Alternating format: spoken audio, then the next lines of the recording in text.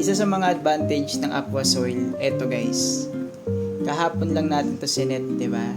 Parang yung video natin. Kahapon lang to guys. Freshly set, pero tinan nyo naman. Wala tong hang-on back filter, pero ang linaw na agad nung ating aquarium. So magdamag lang yan, malinaw na siya agad. So yan yung advantage ng ganitong aqua soil. Unlike sa mga dirt aquarium, meaning yung mga gumagamit ng natural garden soil, pwede nyo namang gawin yun.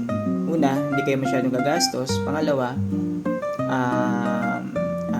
accessible siya kahit saan.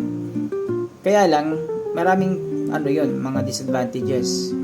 Kung may isda kayo, pwedeng may mga harmful parasites yun doon sa lupa. May mga chemical o may mga contamination yun na pwedeng makasama sa mga isda ninyo.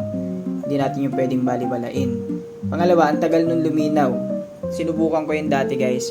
Umabot yata ng 3 linggo, sa halos 1 buwan, malabo pa rin yung tubig ng aquarium ko. At every time na makakaupo ko ng konti yung ilalim ng aquarium, naglalabo ulit.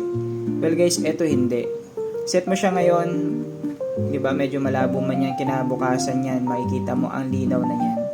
So, ganun kaganda pag aqua soil yung ginagamit natin. Oo, medyo pricey siya, pero pang matagalan naman kasi yan. So, pang matagal nyo nang gagamitin yan, dahil actually, taon, higit pa. Kung ilan yung halaman lang na nandiyan dyan. Yan. Ang ganda niyan. Saka yung consistency niyan guys, okay na okay siya.